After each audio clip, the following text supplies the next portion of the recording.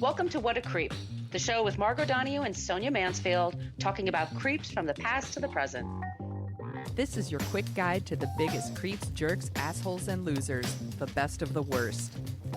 From two nice ladies who want the world to be a little less creepy.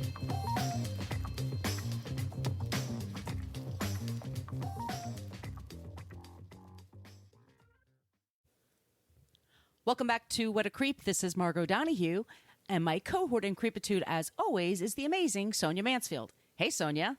Hello, my friend. Hello, my friend. How do people greet each other in Australia? G'day, mate. Good day, mate. Actually, I was chatting with someone from Australia this week, and she said that when you're in the bigger cities, not so much with a good day, mate, but as you go further out. And I was like, okay. It's like y'all.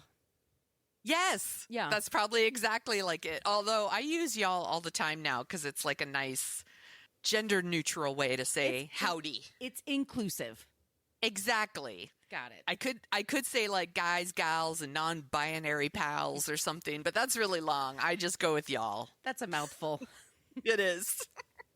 We are the show that talks about creeps from the past to the present. Today we are talking about a creep that's in another hemisphere from us. We're very excited to get to this one. But yes. But first, let me just let you know that you can follow us on Facebook. We do have a basic Facebook page. But the thing is that we barely check it, and it's really just a place for people to hang out and complain about our language. Guess what, everybody? We swear. We use salty language on this show. We do have a private Facebook group. You do have to answer a few questions before you get in there, but it's a nice place to hang out, and that's where we are the most interactive. But guess what? You can find us on Twitter. Now, on Twitter, we're at CreepPod because somebody had What a Creep on Twitter for over 12 years and never used it. Creep. We're on Instagram at What a Creep Podcast, or you can even send us an old-timey email. What a creep podcast at gmail.com. We also have stickers. If y'all would like some stickers, just send us your address, and wherever you are, even down in Australia, mates, like my Vegemite accent. I do like it. It's real good. I have some Vegemite. I have some Vegemite here that I'm going to try. I'll report back. I heard it's disgusting. I only tried it once, and I was like, so I was in France, and I was backpacking, and my sister and we met two people from Australia. They tried peanut butter. We tried Vegemite. We all nearly threw up on each other. Not fans. I really, really hope that doesn't happen to me, but I will report back. Maybe I'll film it for TikTok and y'all can watch it. Yes. Just do a little bit on a cracker. Just see how it goes. Do you want to tell them about our website? Yes. You can go to whatacreeppodcast.com, and it's everything you ever wanted to know about our podcast, but we're afraid to ask, including does Sonia like Vegemite? You could probably go there and find out. There are links to all of our episodes from season 5 on, because the first 4 seasons are behind the Patreon wall. More on that in a minute. We also have a link to our merch shop where you can get t-shirts and journals and tote bags. They are really, really cute. Please do it. All of our episodes also have links to all of our sources because we source all of our episodes. So if you see a 1-star review that's like, they don't do any research, they didn't really listen to the show. We have lots of research, I promise. Do you want to tell them about the Patreon page? I do. Those of you who want to support the show financially, cha-ching, cha-ching, however they say that wherever you are in the world. You can do so at Patreon, Patreon. Look up What a Creep Podcast. I want to thank Marissa, Harriet, Patricia, and Jade for all doing that. As Sonia said, all first 4 seasons are on there. We also put out 2 bonus episodes a month. We got to get one in, by the way. Oh, yes. We got to talk about that. Okay. And we do have a newsletter that goes out. Thank you all so much for supporting. And if money is tight, we totally understand. Just leave a review wherever you get your podcasts or leave some stars or whatever. And I want to thank Good Pods because once again, we made their top 10 list. We're really excited about that. Awesome. That's rad. Thanks, Good Pod. Or you can leave on Spotify. A couple of you reached out to me. Thank you so much. Just hit the little star thing on Spotify. On iTunes, I want to thank Nikki Crow 21, Pixie Dust 2020, and Lena Lady. They all left us 5-star reviews in iTunes. Once again, thank you so much for doing that. We really appreciate it. Thank you. It helps us find our people. And you are our people. You're our people. One of us. One of us. All right. I think I went through everything, Sonia. Did I go through all the top of the show bullshit? I think so. I think that's all the work, right? Now let's get to the fun stuff. Sonia, the creepy stuff. Who is our creep today? This one has been a request for a while now. So as you know, we do like requests. So I said I put her on the list. I really did put her on the list. And here she is, Belle Gibson. Whee! So she is the creator of the Whole Pantry app and the author of its companion cookbook, The Whole Pantry. Her thing was she claimed that she had been diagnosed with an incurable form of brain cancer. That was her whole thing, and that she was able to skip chemotherapy and cancer treatments to heal herself with nutrition and holistic medicine. If any of you have lost somebody to cancer like I have in the last couple of years, this shit is infuriating. Yeah. So that's our kind of our trigger, yeah. Yeah, I was going to say this is our top trigger warning. Like if you have cancer, you've lost someone to cancer, it's very upsetting that somebody would pretend to have cancer and maybe encourage other people to skip treatments and try these things that don't work. So it's kind of fucked up. So take care.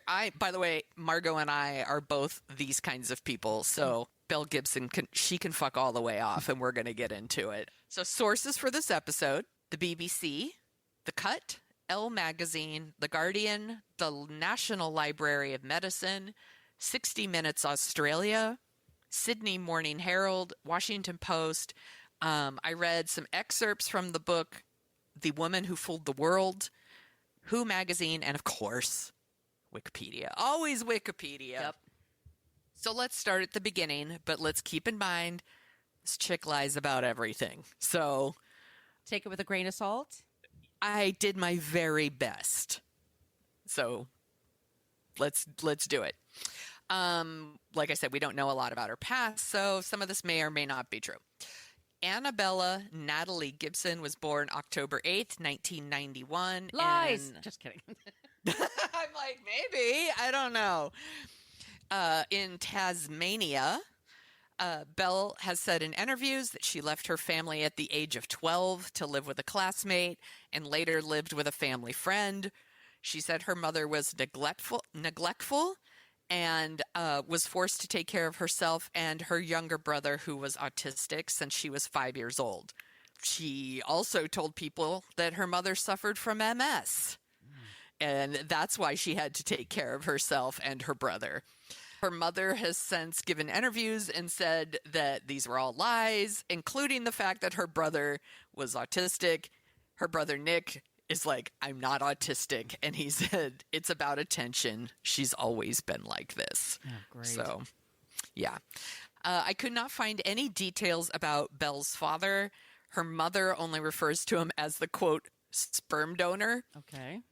I fucking get it, girl. That's fine.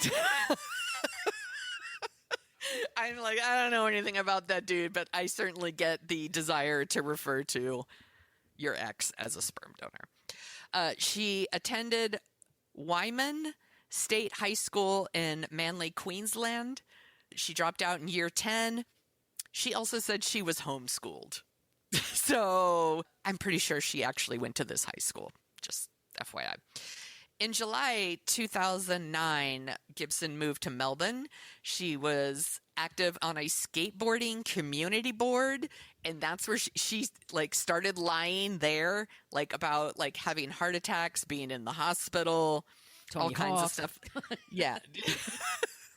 She got pregnant at 18. She gave birth to her son Oliver in 2010. I could not find anything about Oliver's father either. All I could find out is that he was not in the picture. Literally no mention of him in any of these stories other than he was not around. So she launched this thing called the Whole Pantry mobile app. This was in August 2013. She was 21 years old. Wow. Yeah. And she launched this app and she tied it to the story. She had a blog called The Whole Pantry. She said she had been diagnosed with this brain, like an inoperable brain cancer, like tumor in her brain. She had 4 months to live, and that she was able to control it with healthy eating. This is how she told the story. She said she started experiencing memory loss, problems with her vision, and difficulty walking, that she went and saw a doctor, and the doctor said, "You're just depressed," and gave her antidepressants. She said she then suffered a stroke, and that a test showed she had terminal brain cancer with 4 months to live. Jesus. That she tried. Yeah, this is the story she was telling people. That she tried chemotherapy and radiotherapy. She decided to ditch those and explore alternative medicine. That she traveled the country searching for a cure and embarked on a quest to heal herself. I'll do this actually in a movie preview voice. She embarked on a quest to heal herself with nutrition and holistic medicine, including salt, vitamins, oxygen, colonics, and other non-mainstream treatments. Oy, oy, oy. Keep in mind, by the way, all this time, she was pregnant in 2009. Nobody fact-checked her, just saying. So the story and the app were a huge hit. Like, she launches this app. It was downloaded 200,000 times in its first month. It was voted Apple's best food and drink app of 2013. Shortly after, she signed a book deal with Lantern Books, which is an offshoot of Penguin Books, for a cookbook, and that was eventually published in October 2014. So as her success grew, her cancer story started to grow. At first, it was brain cancer. Then it was brain, blood, spleen, uterine cancers. All of these she attributed to a reaction to the HPV vaccine. Oh, fuck you. Right? Oh, my God. So she launches, the cookbook comes out. In the preface, it says that her cancer had been stable for 2 years, with no additional growth because of her healthy living. And here's a line from the book too. "I was empowering myself to save my own life through nutrition, patience, determination, and love." Blech. Okay, so neither Apple or the publishers fact-checked any of her story before giving her this platform, which is beyond fucked up.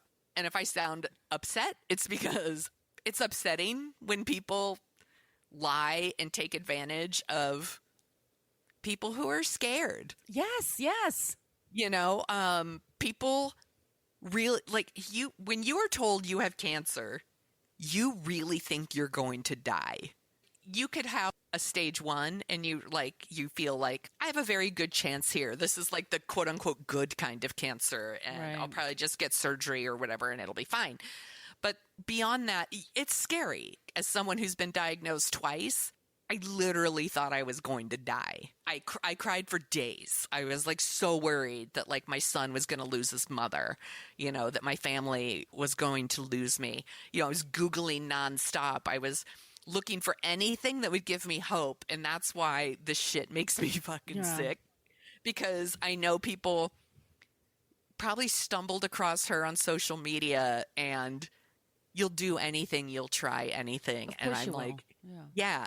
And that's why I'm just oh, fuck this bitch. Yeah. So the app is out there. She's thriving. She's got a highly influential social media presence.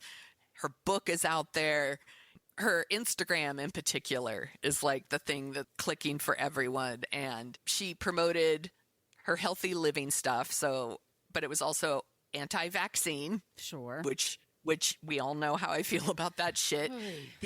The consumption of non-pasteurized milk, raw milk, which a 3-year-old died from this, and 4 children under the age of 5 became seriously ill from drinking non-pasteurized milk. It's not safe, y'all. Please, be safe. And she also promoted something called the Gerson therapy. Have you ever heard of this? Because I had never heard of it. Okay. It's a specific, organic diet with nutritional supplements, and then you get coffee or castor oil enemas to treat cancer. I was like, that sounds fucking legit. Yeah.